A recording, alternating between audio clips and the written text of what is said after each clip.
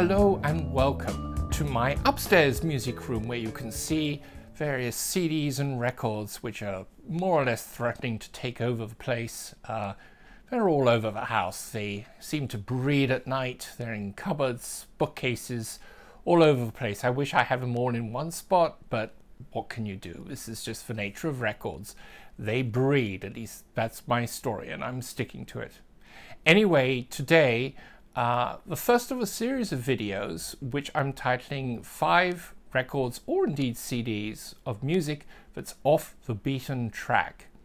Now, these are records from my collection which are kind of unusual. They can be in any genre, rock, jazz, classical, etc. They're interesting musically, they're usually sonically very good, and they might be something you'd be interested in exploring further.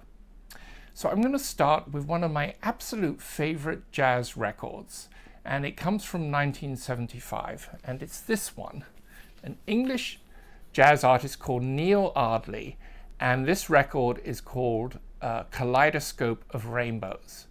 Now, I first heard about this record because it was featured on a radio program I listened to every week if I possibly could. Wonderful music program called Sounds Interesting. This was on BBC Radio 3.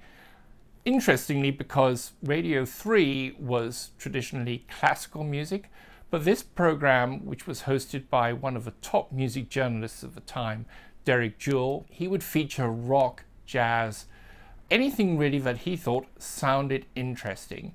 And it could be anything from Jethro Tull. I remember this is actually how I discovered Jethro Tull. He featured their record Songs from the Wood, which at the time was considered a bit of a change of direction for the band. And then one week he featured this record, Kaleidoscope of Rainbows. And what really caught my attention was the fact that it was a blend of both classical and jazz, in that Neil Ardley, who was a top jazz musician of the period in England, working in larger bands, he was a keyboardist. He got this record contract with Gull Records, which was an imprint on Decca, and he thought, well, what I'm going to do is I'm going to experiment with trying to integrate composed music with improvised music. And this is the result. Working with many of the top musicians, jazz musicians that he'd worked with before, people like Ian Carr, a trumpeter, Barbara Thompson, very well-known flautist and saxophonist.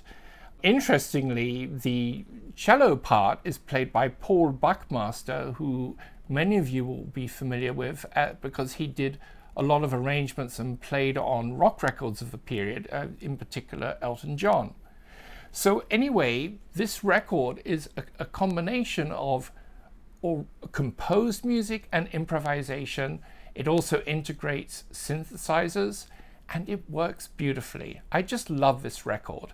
Now, this is the original pressing on Decca, but you can also find it in an audiophile reissue on Pure Pleasure Records, which is related to Speaker's Corner Records. Now, I believe this title has been deleted, but I think you can still find it. And what's great about this pressing is it's on 2 records pressed at 45. So the sound is even better, although the sound on the original pressing is terrific anyway. So highly recommended, Neil Ardley, Kaleidoscope of Rainbows.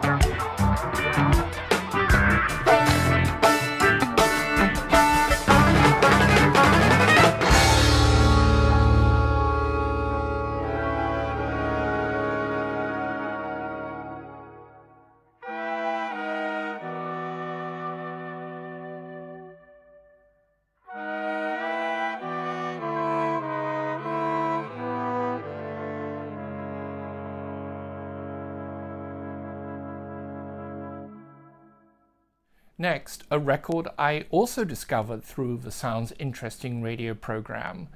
This is from a couple of years later, and I guess it fits into the progressive rock field. It's a record that at the time more or less disappeared, but now it has a kind of a cult status, especially amongst progressive rock musicians. Now, don't run screaming away because I'm talking about progressive rock. It's just fine. One of the musicians who loves this record is Steven Wilson, who is the brains behind Porcupine Tree, and he now has a thriving solo career. I think he's one of the most exciting musicians working in rock today. And this album is called Faerie Symphony by Tom Newman. Now, this is not to be confused with the Thomas Newman who writes all those wonderful film scores, including for many Pixar movies. But this is an interesting guy. He was a musician, engineer, and he helped Richard Branson set up their recording studio in the Oxford area. And Tom Newman worked with Mike Oldfield on Tubular Bells, and I think at least one or two more records of his. So he came very much from the engineering side and the idea of combining many different instruments. Well, he's kind of doing that on himself. He plays many of these instruments. I would say it's grounded very much in folk music, Celtic music. Not surprisingly, given that it's called Faerie Symphony, but it's very experimental in its use of the studio. It's got this beautiful gatefold, as you can see. One of the conceits of a record is basically that you have good fairies and bad fairies, and this is reflected in the cover design. As you see, you've got the same cover, but done in red. And the bad fairies get really bad. What's the track? Oh yeah, the Unseelie Court, which is loud and brash and maybe outlasts its welcome, but it's kind of fun. Most of the instruments are played by Tom Newman with a little bit of help from his friends. It's just a really unusual, fun piece, and you can find this on Decca. I would tend to try and find a British pressing. It will sound better than an American pressing for sure. But highly recommended, the Faerie Symphony. Here we come to this record. Now, Stomy Yamash'ta was kind of the breakthrough, brilliant percussion artist. He put on the map the whole idea of the solo percussionist as star. Now, since him, we've had star percussionists like Evelyn Glennie, who was extraordinary, and today you have Colin Currie. But this is where it begins, and this is a most extraordinary record. It features compositions by Hans-Werner Henze, the well-known German avant-garde composer from the sort of mid-20th century. Music by the brilliant Japanese composer Toru Takemitsu. He wrote lots of film soundtracks as well as his own music. It's very accessible avant-garde music. And then an extraordinary piece by the English 20th century composer Peter Maxwell Davies called Turris Campanarum Sonantium. And on this, you can see photos of some of these extraordinary instruments that he plays. The sound on this record is tremendous, and it's on Decca, but it's on their imprint Loiselier. Now, most people today associate Loiselier with the early music recordings that Decca put out, in particular the Academy of Ancient Music. But this has the distinction of having the catalog number of DSLO1. I don't think it's their first record on the label, but it was the first of these series of records where they were recording music other than early music. Yamash'ta, he actually worked a lot with progressive rock musicians. He had a supergroup in which I think some of the musicians included Steve Winwood. I don't know if he's still playing today, but he's a major figure in percussion in 20th century music, and this is a stunning record to investigate his work. Changing track rather dramatically, the King's Singers. Now, the King's Singers, who you may or may not have heard of in England, everyone knows the King's Singers. The King's Singers are a six-man a cappella vocal group. They kind of invented, in a way, the modern a cappella group. Originally, the group started in the 60s. It was 6 choral scholars from the choir of King's College, Cambridge. Now, the King's College, Cambridge choir is the most famous cathedral choir in England, and it follows the model where you have boys' voices on the top part and then men's voices on the alto, tenor, and bass parts. And the grown-ups in the choir are all Cambridge students.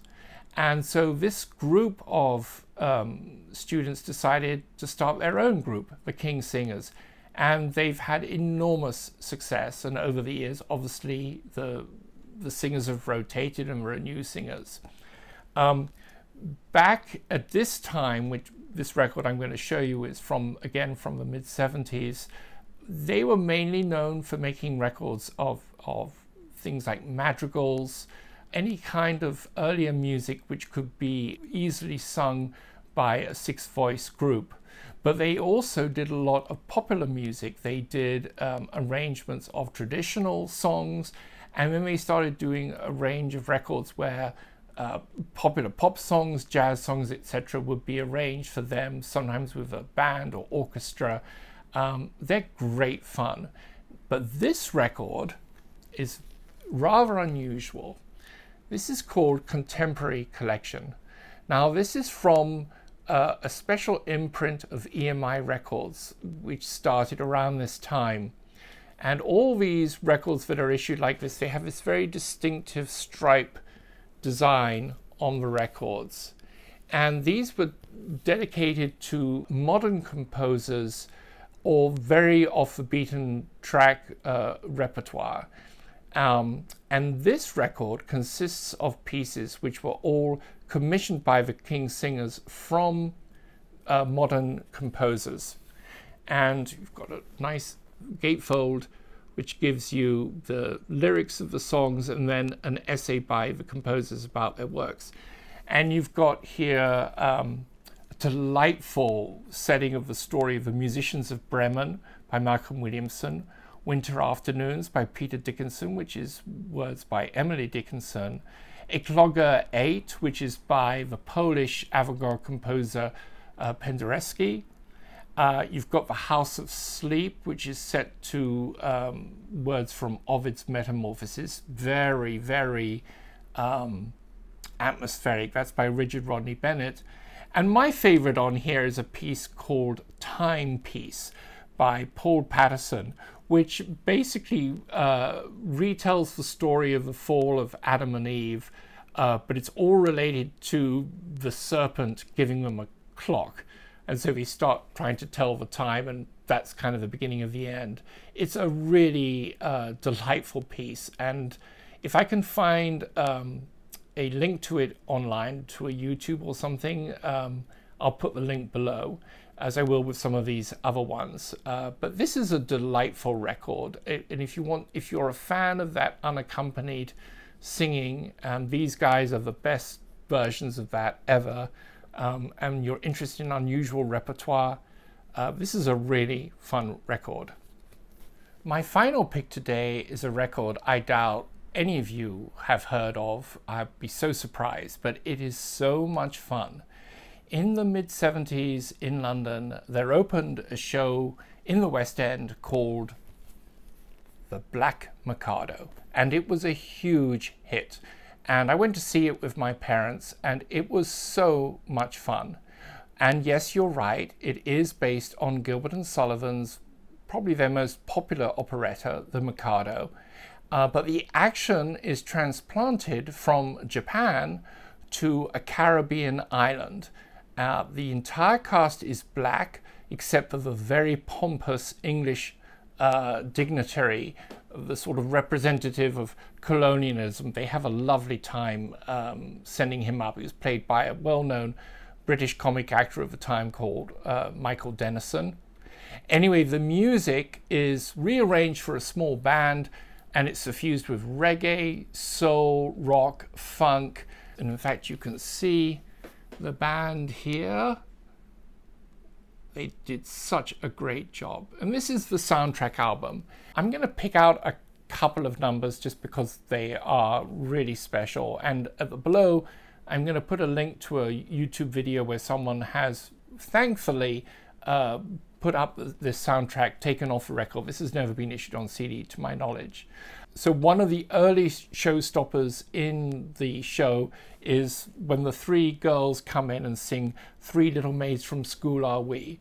When in the show they came on in their very British buttoned up school uniforms, and then during the course of the song these garments were gradually disposed of, revealing underneath they're full of life, full of color, regular garments that they wore every day, and the song just became sexier and sexier, slinky, and it was just too much fun.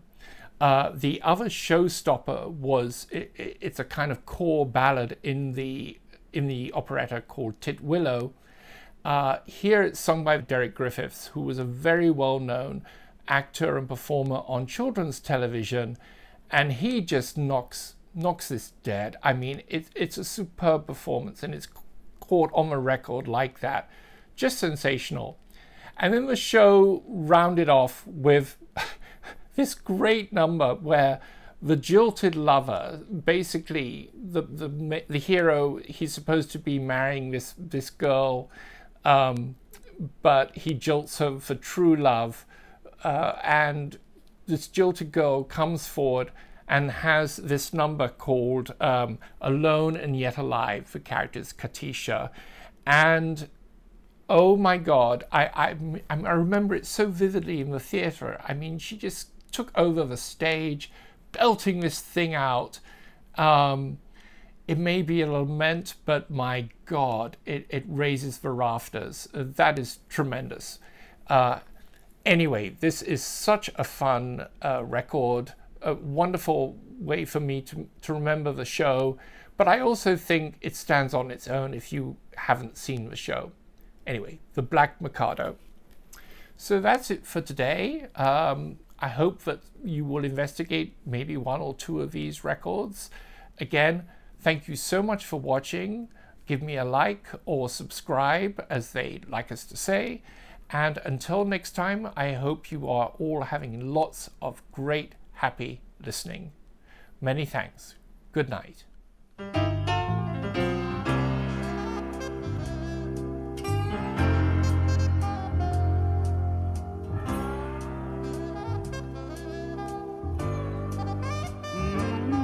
On a tree by a river, a little tomtit sang willow, titwillow, titwillow.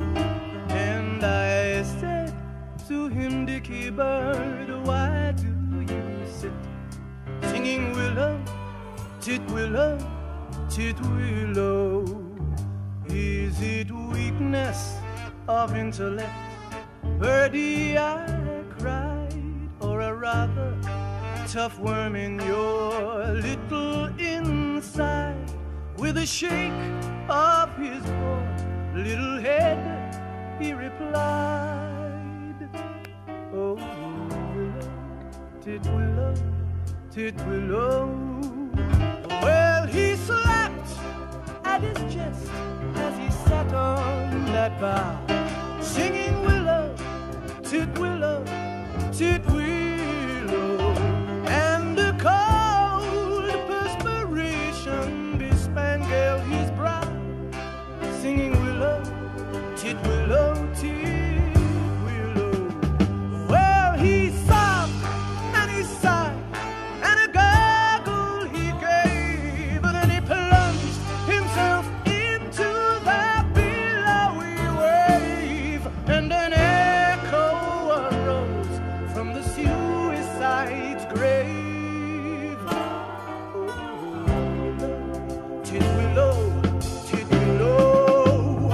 And now I feel just as sure as I'm sure that my name isn't Willow, titwillow, titwillow.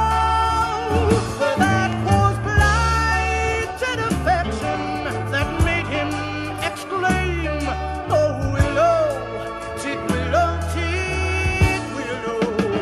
And if you remain callous and obdurate, I will perish as he did, and you will know why, though I probably shall not exclaim as I die. Oh, willow,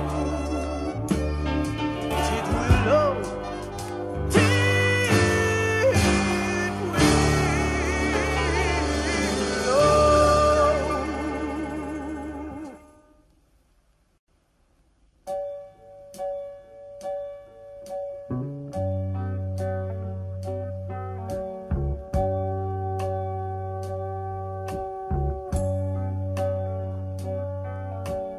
Hearts do not break, they just sting and ache for old love's sake. But do not die, though with each breath, how they long for death, as witness Seth, the living eye. The living eye. Oh, living eye. Come tell me why, when hope is gone, does thou stay on? Why linger here where all is strange?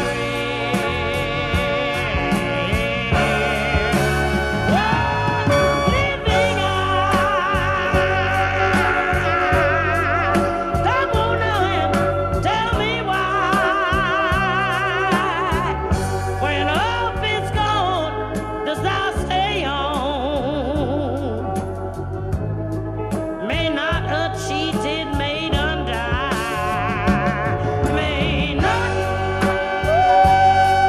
a cheated maid undie,